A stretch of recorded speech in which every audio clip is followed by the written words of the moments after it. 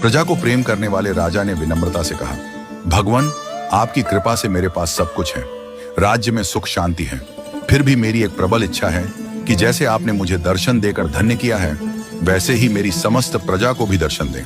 भगवान ने उत्तर दिया, यह संभव नहीं है। लेकिन राजा ने जिद पकड़ ली। अंततः भगवान को झुकना पड़ा। उन्होंने कहा, ठीक है, कल अपनी सारी प्रजा को पहाड़ी के पास लाना, मैं पहाड़ी के ऊपर से उन्हें दर्शन दूंगा। राजा यह सुनकर अत्यंत प्रसन्न हुआ और भगवान का धन्यवाद किया। उन्होंने अगले दिन पूरे नगर में घोषणा करवा दी कि भगवान स्वयं सभी को दर्शन देंगे। अगले दिन राजा अपनी प्रजा और परिवारजनों के साथ पहाड़ी की ओर चल पड़ा। रास्ते में उन्होंने देखा कि तांबे के सिक्कों का एक पहाड़ चमक रहा है। यह देख कुछ प्रजाजन लोभवश सिक्कों की ओर दौड़ पड़े। राजा ने उन्हें चेताया, इस तांबे के लोभ में मत पड़ो, हम भगवान से मिलने जा रहे हैं। लेकिन कुछ लोग उनकी बात नहीं माने और सिक्के लेकर लौट गए। थोड़ा आगे चलने पर चांदी के सिक्कों का पहाड़ दिखा। इस बार भी कई लोग चांदी के सिक्कों के मोह में पड़ गए। वे भी सिक्के लेकर वापस लौट गए। कुछ और आगे बढ़ने पर सोने के सिक्कों का पहाड़ दिखाई दिया।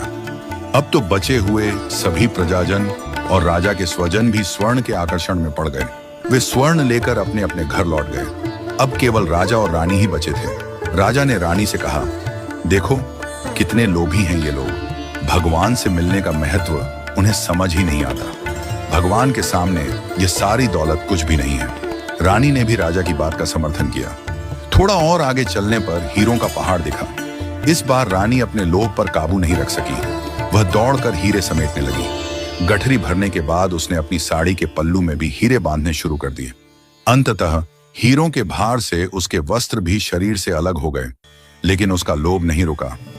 राजा यह देखकर अत्यंत दुखी हुआ और अकेले ही भगवान के दर्शन के लिए आगे बढ़ गया। जब राजा पहाड़ी पर पहुंचा तो वहां भगवान पहले से ही खड़े थे। उन्होंने मुस्कुराते हुए पूछा, राजन, तुम्हारी प्रजा और प्रियजन कहाँ हैं? मैं तो उनके दर्शन के लिए बहुत उत्सुक था। राजा ने शर्म और ग्लानि से अपना सिर झुका लिया। भगवान ने राजा को समझाया, राजन, जो लोग भौतिक सुखों और सांसारिक धन को मुझसे अधिक महत्व देते हैं, वे मुझ तक कभी नहीं पहुंच सकते। वे मेरे स्नेह और आशीर्वाद से वंचित रह जाते हैं।